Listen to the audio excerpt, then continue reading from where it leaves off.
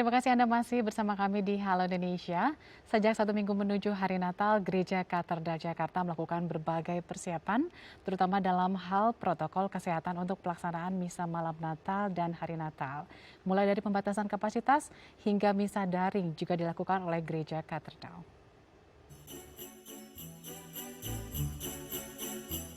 Menyambut Natal, Gereja Katedral Jakarta Pusat melakukan beberapa persiapan, seperti memastikan seluruh komponen pendukung ibadah berfungsi dengan baik, melakukan dekorasi di sejumlah tempat seperti aula utama Plaza Maria dan pelataran parkir, hingga mempersiapkan sarana pendukung penerapan protokol kesehatan.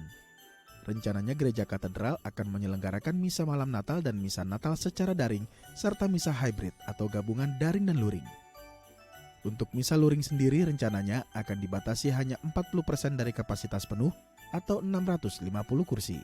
Umat yang bisa mengikuti misa juga dibatasi, yakni hanya dari lingkup paroki Gereja Katedral yang sebelumnya sudah mendaftar melalui website Bela Rasa dengan syarat sudah vaksin 2 kali. Baik, untuk melihat seperti apa persiapan Gereja Katedral Jakarta menyambut Hari Natal dan apa saja ketentuannya agar bisa melakukan misa malam Natal dan Hari Natal, kita akan berbincang bersama Ibu Susiana Suwadi selaku Humas Gereja Katedral dan juga Keuskupan Agung Jakarta. Selamat pagi Ibu Susi. Selamat pagi Mbak Vincent. Iya, apa kabar Ibu? Baik, salam sehat selalu ya Mbak. Salam sehat juga buat Ibu.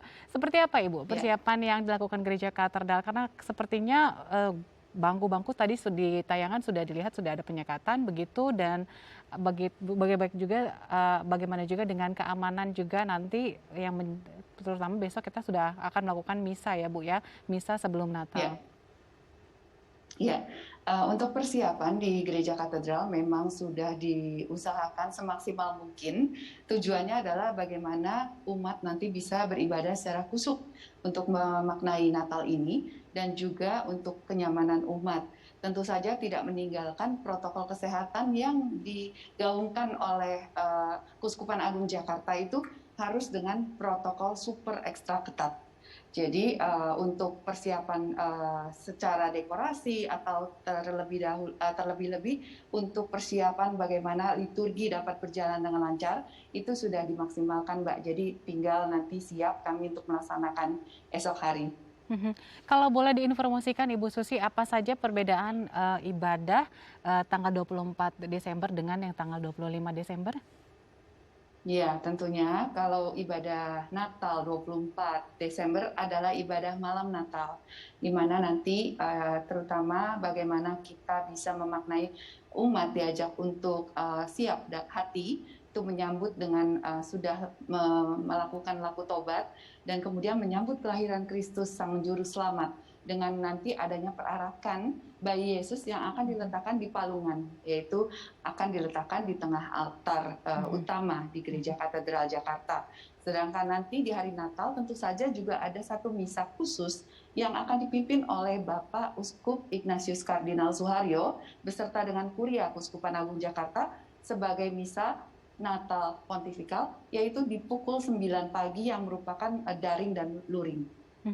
Lantas apa Bu tema tahun ini untuk di tanggal 25 Desember nanti yang katanya juga bersamaan dengan PGI begitu?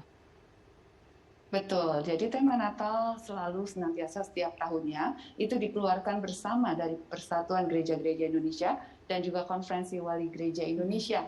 Dan tema kali ini bagaimana cinta kasih Kristus yang menggerakkan persaudaraan.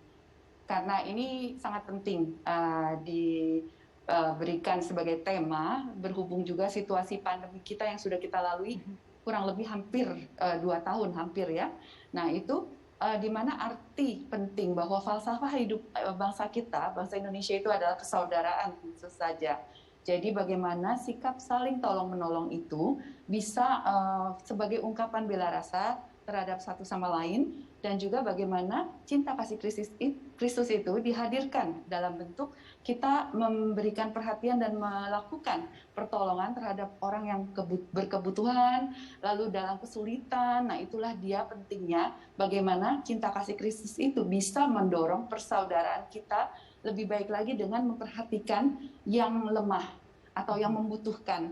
Karena cinta kasih Kristus itu dinyatakan yaitu dengan menolong orang yang berkebutuhan atau kesulitan, sama dengan juga memberikan suatu bagaimana kita mengasihi Kristus dan melaksanakan teladan Kristus itu dengan menghadirkan Kristus itu sendiri lewat perbuatan. Baik, itu maksudnya tadi memang Kristus itu hidup di tengah kita ya, begitu ya Bu ya? Iya, Iya, betul. oke. Dan kita sudah lakukan baik dengan adanya saling satu sama lain mendukung dalam situasi sulit ya di masa Iya. saat ini. Iya.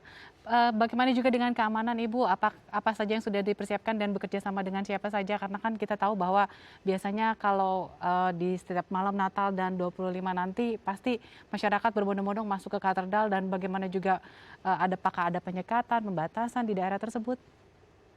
Iya, baik. Kalau untuk keamanan di internal gereja, kompleks gereja katedral, tentu saja teman-teman swadaya dari umat itu memang yang selalu bertugas sebagai pengamanan dalam gereja atau kompleks gereja.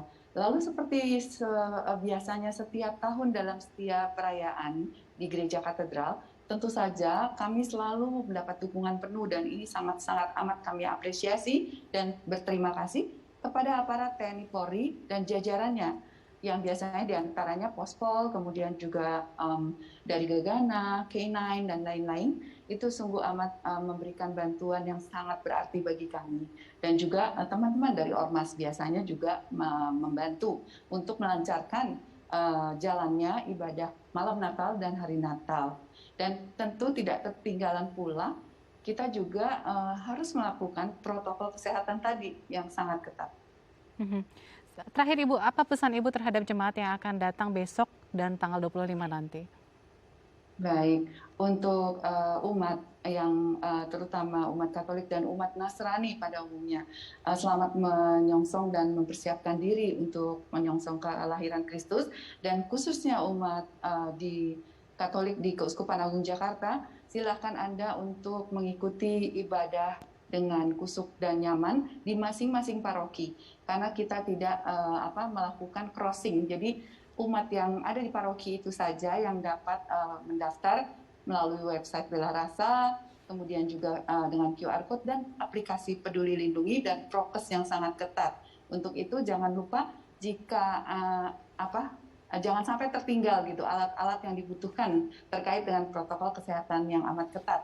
Dan juga Mbak Vince, kami setiap paroki juga sudah sejak awal pandemi itu punya yang namanya tim gugus kendali paroki, di bawah koordinasi dari tim gugus kendali Keuskupan Agung Jakarta. Semoga Kiranya dengan gitu. tim gugus kendali tadi juga semua jemaat bisa melaksanakan ibadah dengan nyaman dan juga khusyuk dan juga tentunya aman ya, begitu ya Bu Susi? Betul, betul Iya. Mbak Vince. Baik, Ya. terima kasih Bu Susi atas informasinya dan semoga besok berjalan lancar ya Ibu. Amin, dan salam sehat, Iya. dan semua selamat mempersiapkan diri. Iya. Ya, pemirsa jangan kemana-mana, usai jeda kita akan berbincang tentang aturan pelaku perjalanan menjadi solusi aman saat libur Natal dan Tahun Baru. Tetap bersama kami di Halo Indonesia.